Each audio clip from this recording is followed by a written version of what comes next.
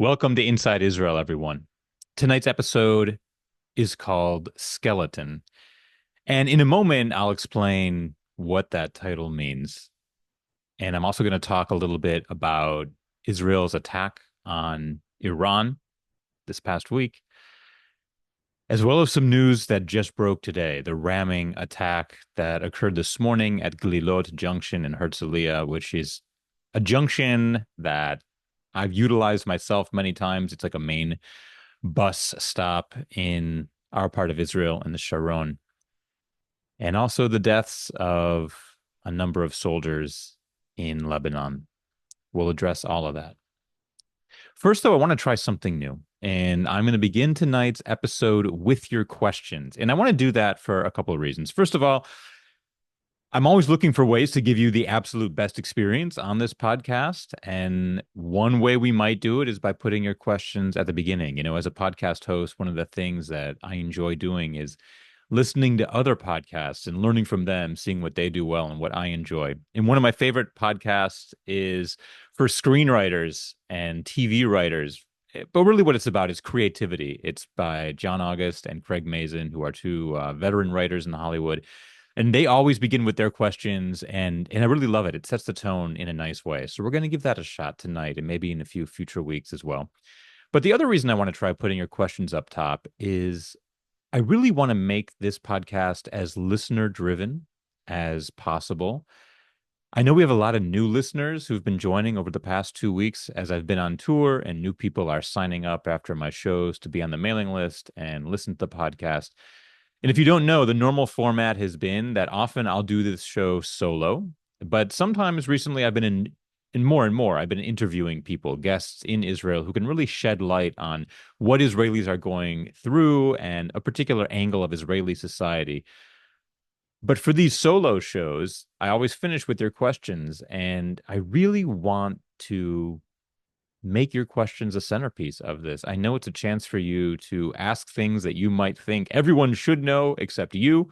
Oftentimes people will email a question in and say, please don't say my name because I'm embarrassed that I have to ask this. There's so much that people want to know about Israel. There's a lot of confusion out there. There's some basic facts that people are missing. And to the extent that I can let that drive what the content is, I'm happy to do it and eager to do it. So that's why I want to try putting your questions up front. So let's go ahead and give it a go. Okay. Harold sent in a question saying that this week marks the 6th yahrzeit of the Tree of Life massacre, where I lost many dear friends, neighbors, and clients. And I happen to know Harold personally. He's from Pittsburgh. So Harold's question is, are Israelis aware of the increase in anti-Semitism in America, especially since last October 7th? You know, if I were answering this question on October 6th, 2023, the answer would have been not really. I don't think Israelis until then really paid much attention to the American Jewish experience. They certainly had no idea or interest really in what was happening on Columbia's campus or in Berkeley, what professors were being barred, what professors were saying what professors at Northwestern, I grew up in Evanston, Illinois, were denying the Holocaust. That was a tenured professor at NU. And Israelis weren't really thinking about that, not because they didn't care, but because Israelis had just so many other things on their minds to worry about, whether it is the never-ending conflicts with our neighbors or just domestic issues in Israel. But I must say, since October 7th, Israelis are keenly aware of anti-Semitism, not just in the US, but everywhere in the world. They're also keenly aware of their role, Israelis' role, in trying to combat it. Israelis are asking, what can we do better to tell Israel's side of the story? I think less so now than at the beginning. I think now we're realizing there's not much we could do differently. Some people are just going to hate Israel and hate Jews no matter what. This has nothing to do with not having the right buzzwords or not getting the narrative out there. But yes, the answer to your question is Israelis certainly are much more aware of it. And the ironic thing is, with everything happening in Israel, there are still many Israelis who believe the best place, the safest place to be Jewish is actually, it's a no-brainer. It is Israel, because at least we know who our enemies are and we have an army to protect us. Great question, though. All right. Iris and a number of other people asked this same question, but Iris was kind of first. Hi, Joel. I'm very confused with this upcoming US election. I'm a single issue voter and I just don't know what to do. I'm wondering if you have any insights for me. Well, first of all, Iris and everyone else who asked, I'm honored and humbled that you think that I'm a smart enough guy or a nuanced enough guy that I can help make sense of this. All I can do is tell it to you straight. I'm one guy, and here's one guy's opinion. I personally, it certainly occurred to me maybe that this would be the year to vote Republican, that Israel needs to be unrestrained. Israel should be able to do whatever it wants against our enemies without any pushback from the US. But at the end of the day, if I were voting, and I'm not voting in this election because I'm registered in New York State and it's complicated, I won't go into it. But if I were voting, I would vote for Harris. And here's why. I think I've talked to a couple of politicians, people who work with politicians, and they said that at the end of the day, the squad on the very left, they are looked down upon by most Democrats in America, and certainly most Democrats who are in power in Congress. And we shouldn't confuse all the noise they're making with the reality. And the reality is that Israel is America's ally and will continue to receive its funding, not just because they are Israel, we are Israel, but because it's in America's interest as well. So I really do think that support for Israel will continue even if Harris is elected. Now, beyond that, I actually look, when we talk about Trump, Trump's number one interest is not Israel or giving Israel free reign. It's Trump. In my opinion, he's out for himself and he's unpredictable. And we can't assume, I think it's a mistake to assume that a Trump presidency would automatically be a good thing for Israel. I think an even bigger mistake would be assuming that a Trump presidency would be good for the Jews. I don't think it would be. So if I were voting, I would vote for Harris. But again, I'm just one guy. And I will also say that a lot of Israelis do hope Trump wins. Certainly Bibi does, and he's kind of counting on it. And I think the reason Israelis do is they just feel that they need to be unrestrained, and we should be able to take any action we want. And they assume, perhaps falsely, that Trump would be the one to allow that. Okay. Barbie wrote in, I've been wanting to make a contribution to help get needed gear for IDF soldiers. I've been giving to our local federation's Israel Emergency Fund, but who knows where that money is going and how long it takes to get there. I've also donated to host various barbecues and other events for soldiers. It sounds like your wife, Dorit, is still very active in helping soldiers get what they need. Can you share legit organizations that help soldiers get the necessary equipment? We're talking about night vision goggles, more up-to-date helmets and flak jackets, etc. Barbie, that's a great question. I have found that it's getting harder and harder to actually buy actual equipment for soldiers, certainly for you folks in America, but also for Israelis like Dorit, who's trying to raise money and bring stuff over. It's gotten very complicated with customs in Israel and the army pushing back that soldiers have the equipment they need. And there's debate. What do soldiers actually need according to the army? And then what do soldiers believe they need? So if you want to raise money for equipment, night vision goggles, flak jackets, helmets, scopes for rifles, I honestly don't know how to advise you to do that. Giving to organizations like Friends of the IDF or your local federation, they are not allowed to purchase military equipment. It's simply against American law. These are 501c3s registered in the US, and understandably, they can't buy military equipment. I will say that the other kind of support that you are contributing to, whether it's barbecues or mezuzahs or tefillin and talises, one of the most, maybe the most requested item among soldiers in Gaza are tzitzit, the fringes that we wear out of our clothing, and tefillin. And this isn't by religious soldiers. If anything, it's by secular soldiers who don't have it but suddenly want it. And my wife is actually working with a Chabad in Israel to help raise money for that. But believe me, this stuff makes an impact as well. Look, if it were up to me, I would rather these soldiers have the helmets and night vision goggles they need, and not necessarily tzitzit and tefillin. But because of the bureaucracy, the laws, and everything you would need to get through to actually try to get that stuff to them, I don't know how I could advise you to get equipment for soldiers. Believe me, Dorit is trying as well. In a little bit, I'm going to tell you what she's working on right now, and you'll see it's not that. You mentioned Federation. Where's that money going? I have found, from what I've heard, that Federation is doing a very good job of allocating it to Israeli amutot organizations, nonprofits on the ground in Israel. And that Federation is kind of a one-stop shop where if you give to them, you trust them to then give it out. And I know, Friends of the IDF is supporting PTSD treatment for soldiers. I'm doing an event for them in Maryland on November 13th, I believe, talking about that.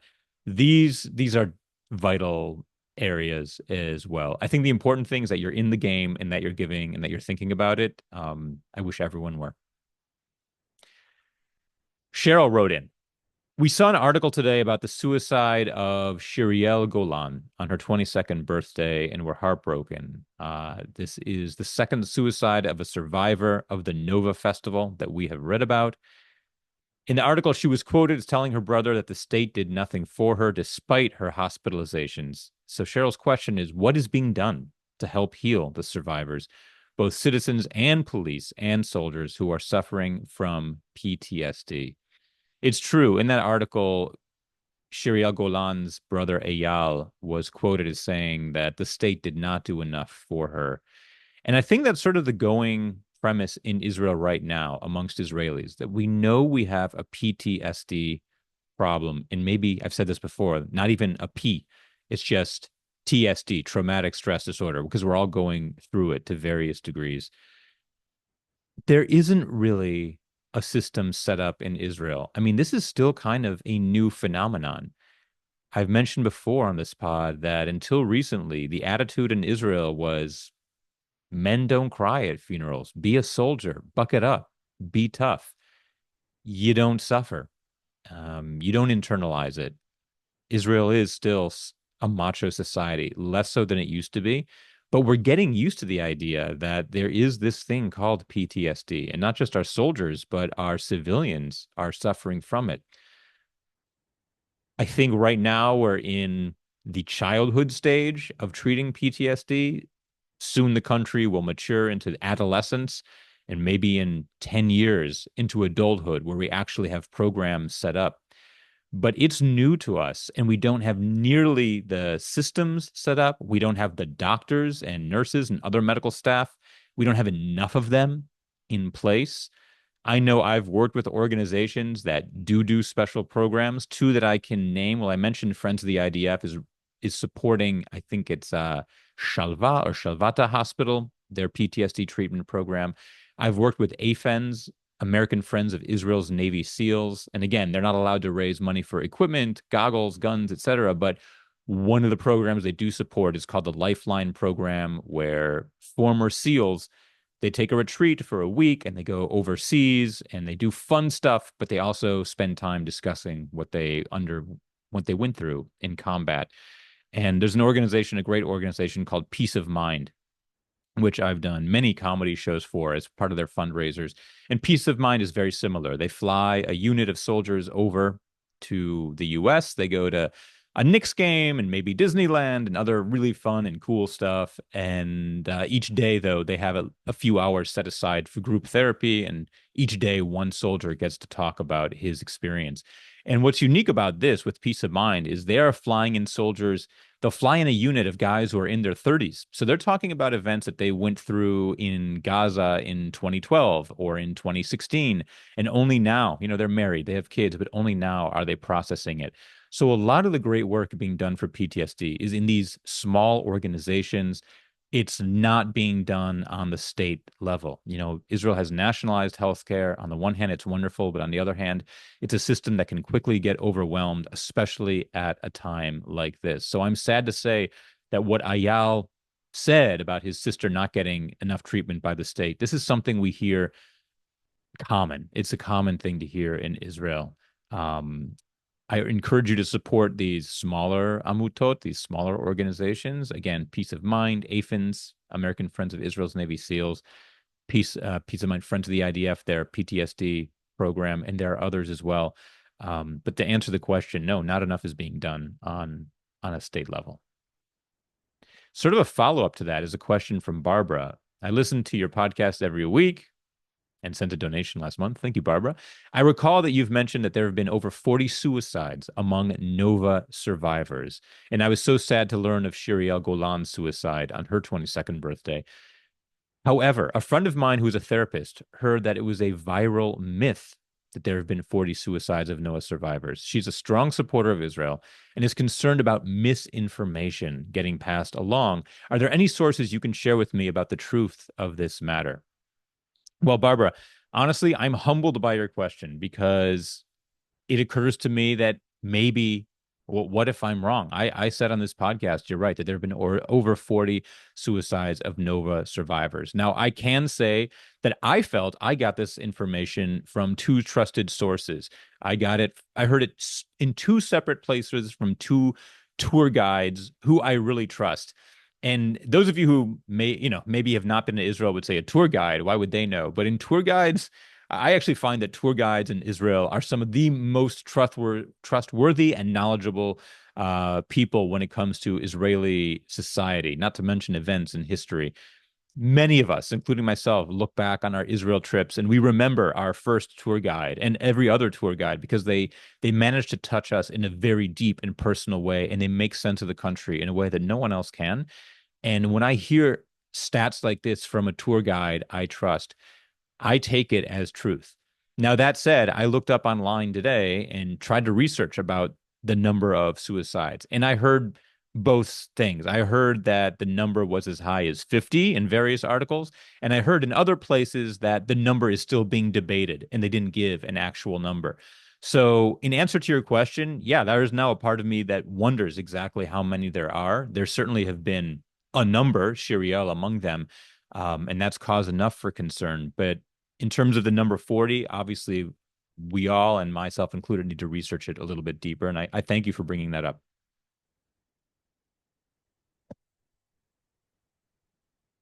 Okay. Jennifer writes, I saw this morning that 5 Israeli soldiers were killed in Lebanon. All of them were in their late 20s, their 30s, and their 40s. I assume that these are reserve soldiers. And I'm wondering if only reservists serve in Lebanon and that only younger ones serve in Gaza. Is that the current policy? So first of all, yes, it was extremely sad news that these soldiers, 5 soldiers, they were reservists, were killed. It was either yesterday or this morning. One of them happens to be a teacher in Ra'anana. And I know that today in Ra'anana, he's sort of a known figure, a very beloved teacher at this religious Jewish high school. One of his students is the son of Naftali Bennett, the former prime minister and perhaps future prime minister who lives in Ra'anana.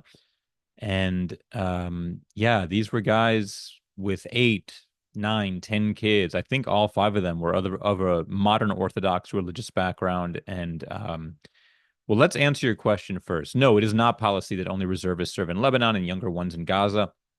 There are both in both places. My kids in their 20s have friends who are in Lebanon right now, and these are guys in their 20s who come to think of it are reservists. Yes, but I also know that there are regular 19, 20-year-old conscripts who are in Lebanon as well and in Gaza. It just really happens to be that different units go in different places, but there are both what we call conscripted soldiers, Sadir in Hebrew, 18, 19, 20-year-olds in Gaza and in Lebanon, and also reservists in both places. This one group that happened to be hit when they were in a building, they were all reservists, the 5 who were killed. And just a note on that, at one of the funerals today of one of these religious soldiers, and when I say religious, I'm talking modern Orthodox, not ultra-Orthodox Haredi.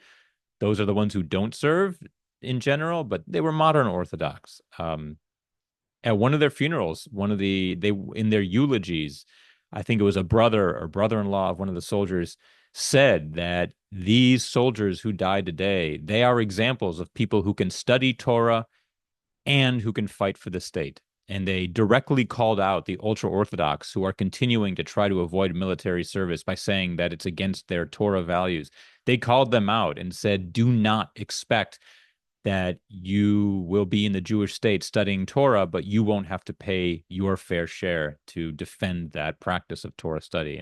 And they said that studying Torah and fighting, they go together. They are compatible. So that was an interesting addition to one of the eulogies that I read about. Final question from Len. It's a little bit of a less of a serious question, but nevertheless worth asking. Len asked, do they celebrate Halloween in Israel? Coming up this week. 10 years ago, the answer would have been no.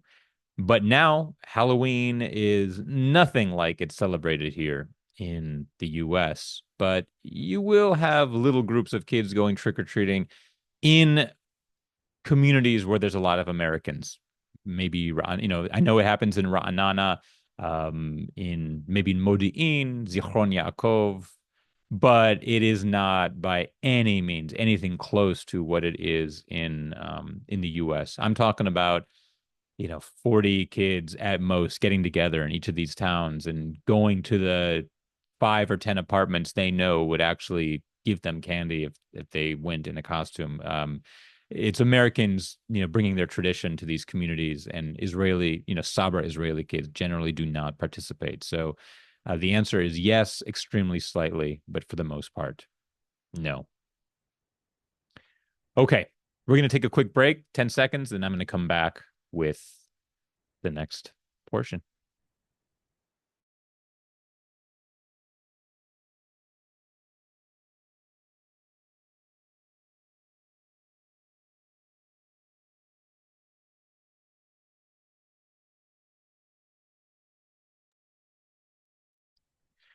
And welcome back to Inside Israel. I just checked out the chat for those of you who are on the live session right now. And a number of you have written about organizations and places that are supporting PTSD and different recovery programs, whether it's through surfing or other means. So I love it when you do that. That's what the chat is for. Not the political talk, but sharing ideas of how we can support, how we can get behind Israel and Israelis. That is exactly why that chat is open. The title of tonight's episode is Skeleton, and I just want to explain what that is, what that means. I'm in the United States right now on a comedy and book tour, and the first thing I noticed here in the US was all of the Halloween decorations everywhere, but in particular, the skeletons. And when I was a kid, it used to be maybe a picture of a skeleton or a cutout cardboard skeleton hanging in a porch doorway. But now it's actual plastic skeletons, whether it's life size or sort of doll size, but with skulls and ribs and bones. And they're sitting in odd positions. They're sitting on fences and they're hanging off of porch railings. And when I saw these skeletons, I'll tell you, the first thing I thought of was Eden Yerushalmi, Zichronah Livracha. She was one of the hostages who was discovered probably 6 weeks ago now.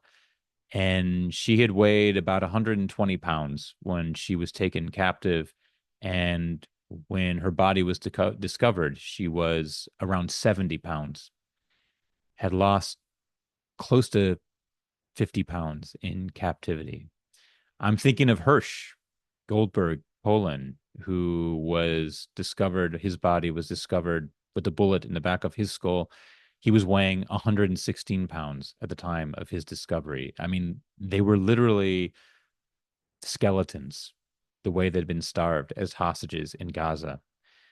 And so seeing these lifelike skeletons on lawns and houses in the US, it reinforced to me the absolute gap in experience between Israelis and the rest of the world. That we in Israel are living in such a different reality than all these people who have the privilege of putting a skeleton on their front lawn and not thinking a thing about it. I guarantee you, if you were to place a skeleton on anyone's porch or apartment entryway in Israel, they would see it as the most sick and perverse reminder of the trauma we're going through right now. In no way, shape, or form could we possibly envision that that were part of a holiday or decoration or something silly. It's too real for us. And so it left me with this striking feeling of how different the experience of Israelis is versus everyone else right now. And this actually relates a little bit to what Dorit is up to. You know, while so many Americans here are preparing for Halloween, getting ready for the big day later on this week, Dorit is involved in yet another project. Right now, she's working with a military unit that is in Lebanon, and they're a transportation unit. They're a combat unit, but they specialize in getting in and out of places fast. So they're bringing equipment to soldiers, they're bringing food to soldiers, they're removing, sad to say, dead bodies from Lebanon in body bags, going into dangerous situations, often under fire, and getting out. And what's happened is that tomorrow they've been given 3 to 5 days off, just rest and relaxation.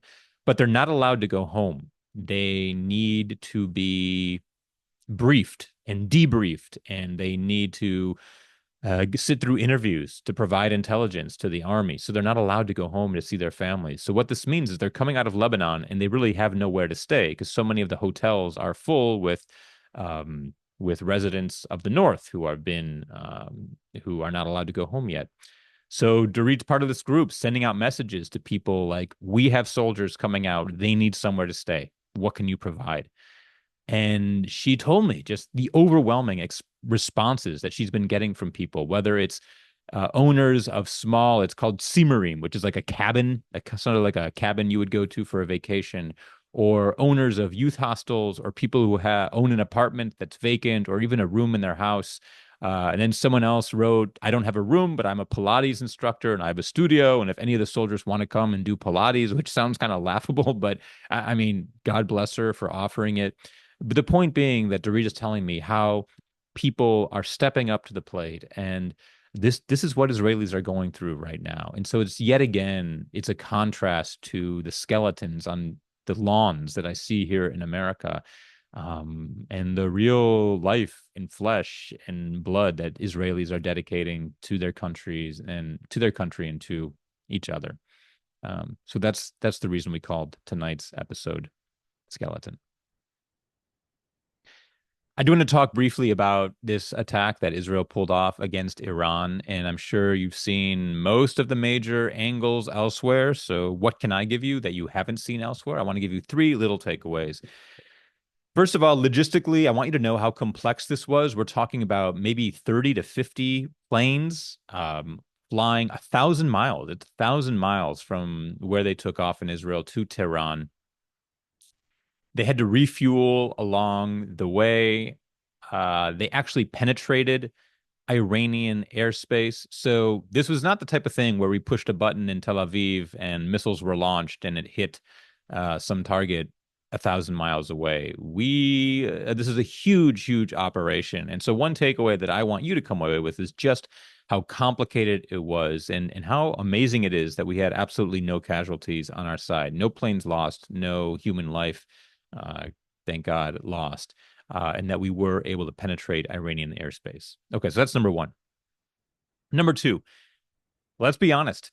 This was not a very sexy operation, okay? This was not Israel going in and blowing up Iran's nuclear reactor or destroying their oil reserves. It wasn't a splashy operation. So why was it a success? Because it definitely was a success. Well, first of all, it proved that we can fly in Iranian airspace pretty much at will. The first thing we did in this operation is we took out their air defense systems. Not all of it, but a large part of it. So that means once we took that out, we were able to fly into their airspace pretty much as we wanted. Number two, very important, we disabled their air defense systems for future operations. And we made clear that this is just the first of many operations that we will now do if we need to, sort of sending a message to Iran, don't screw with us because we are happy to go back into your airspace, and now you don't have the capability at all to defend against that. We also bombed the factory that is mostly responsible for producing their ballistic missiles, which means that we've set them back. What I heard is 2 years from providing more of these to Hezbollah and from manufacturing more for themselves. So this was another reason why this was a success, even if it wasn't necessarily a sexy operation. And number three, we humiliated them. I mean, flying in their airspace, that's humiliating. I've told you before how important the idea of saving face is in the Middle East in general and in Arab culture in particular. And the fact that Israeli planes were zooming around where they wanted to over not just Iran, but over Tehran, it really was a it's an emotional blow to those in power in Iran. Now, of course, those in Iran were dismissing this as minimal damage, not much harm was done. And all I can say is, of course, they're going to say that for two reasons. Number one, like I said, saving face. You don't want to come out and said that the Zionists were able to destroy us. They were able to get into our into our airspace. You don't want to admit that kind of a defeat. That's humiliating. That's a tail between your legs. But the other reason is if Iran says that minimal damage was done, that lets them off the hook. That provides them with a good reason not to attack Israel back. You know, if they'd said that they caused a lot of damage, then they're obligated to strike back at the Zionists. But now, by saying not much was done, it's sort of a permission slip to say, you know what, not we weren't really that harmed. This is now over. And believe me, Iran wants a way out of this. I think under off the record, they are very shocked that Israel was so easily able to get into their airspace and it proved that they've been inept. I mean, this is millions and millions, if not billions of dollars they've been investing in harm and destruction to Israel. And the fact that we were to overcome it so quickly, it really is a humiliation to them. So takeaway number three, what is next? Well, like I just said, this could be the end of it. You know, Iran says that we will respond. We have to respond. But they didn't really respond in April when we attacked. And I think it's likely that they won't respond right now. That, like I said, they already provided their excuse that not much damage was done for not responding. And they also know that if they respond, they're inviting Israel to retaliate once again. And we've made clear that getting into their airspace is not a problem. So no, we didn't hit their nuclear reactors or their oil fields, but we sent a clear message that if we want to, we can. And in a way, that's good enough. All right, we're going to take one quick break for a few seconds, and I'll be right back.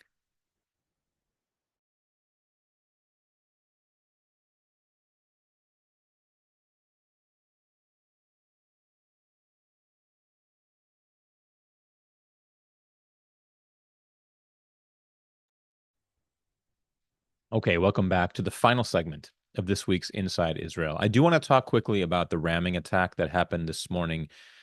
It was at Tzomet Glilot. Glilot is, you might have heard that term before. Glilot is an army base in the center of the country, about 2 miles, 3 miles from my house. It's in Herzliya. It's the headquarters of the Mossad and the famed 8200 intelligence unit. Believe me, I would not be telling you this in a podcast if the world did not already know.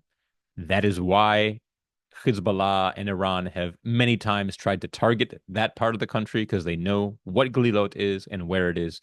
So believe me, I'm not giving away any secrets here. But this ramming attack, it happened at a bus stop at Glilot Junction. From what I've heard, one man in his 70s was killed and 30 injured of various degrees. There's still a lot unknown. You know, on the one hand, Hamas immediately took responsibility for this brave act of martyrdom, in their words. But at the same time, his family, the family of the truck driver, claimed that he suffered from an illness and that maybe he had a medical episode that caused him to black out while driving. They've said that he was not like this, that he gave no indication of wanting to carry out an attack. I don't know. I've also read that the owner of the truck company said that he was not on his normal route, that he had left his normal route, and then this happened, which makes me believe it is a terrorist attack. I don't want to speculate. Like, I don't want to just throw out conjecture. Certainly, there's a part of me that believes if it looks like it, smells like it probably is. But until the investigation is conducted, and probably within 48 hours, we'll have an answer. I don't know for certain, but that is what happened. And I think more importantly, it reinforces the idea that I've brought up before on this podcast, which is that the most dangerous enemies for Israel are the enemies within. We're we have a plan against Iran. We're working against Hezbollah. We're making progress in Gaza, but it's the population within the West Bank, but even maybe more difficult within Israel proper. 20% of Israel's citizens are Arab, Muslim, Christian, Druze, and a number of times, I believe the driver of this truck was from an Arab village within Israel. That is much more difficult, I think, to fend against because they have Israeli citizenship and they are allowed free roam within the country. And um, we're not, we don't have a border with this kind of enemy. They coexist among us. I also want to reiterate the fact that there really is so much coexistence between Israeli Arabs and Israeli Jews. It's not a here and there kind of thing. It's really ubiquitous. I mean, walk into any pharmacy in Israel, and all three or four of the pharmacists, at least three of the four, maybe even all four, are going to be Israeli Arab, and they are the sweetest people and so wonderful to deal with. So I don't want to get the wrong impression that we have 2 million enemies living amongst us. But it is a very hard enemy to defend against. And so I'll certainly be following this and am curious as to how it plays out. Next week's broadcast of Inside Israel, I've never said this before. I don't know when it's going to be. I have a comedy performance next Sunday in the Boston area. I'm going to be driving all day to it, and then the show is in the late evening into the night. I do not think I'll be able to make a 9 p.m. broadcast on Sunday. So stay tuned to the newsletter. If you're not signed up for the newsletter, do that at joelchasnoff.com. You can sign up for the newsletter Hebrews Magic, and I will announce when the podcast is going to happen, the live broadcast. It will happen. I'm just not sure when. Also, if you want to see me on the road, I am touring right now. So you can go to joelchasnoff.com/shows. And I've already met a few of you on this tour, and I'm glad to hear that you're really enjoying the podcast. It means a lot to me that you came out, and I'd love to meet you as I continue to tour around. Finally, the Fall 24 fundraising campaign on behalf of Inside Israel is coming to a close at the end of this week. So many of you have given so far. As you know, my goal is $10,000 to raise and cover all the production costs, and I'm very close to it. So if you haven't given yet, I would encourage you to go ahead and do that. I'm going to put the link right here in the chat. Do you see it? For some reason, it's not going through. Anyway, you can go to joelchasnoff.com/support, joelchasnoff.com/podcast, and you will see the link right there where you can give. There, it's in the chat right now. Some of you have written to me saying I gave a gift and I haven't heard back from you. Yes, that is correct. I'm in the US right now, which means I'm locked out of the website that has been collecting the funds for the fundraising campaign. So I can't see the names and emails.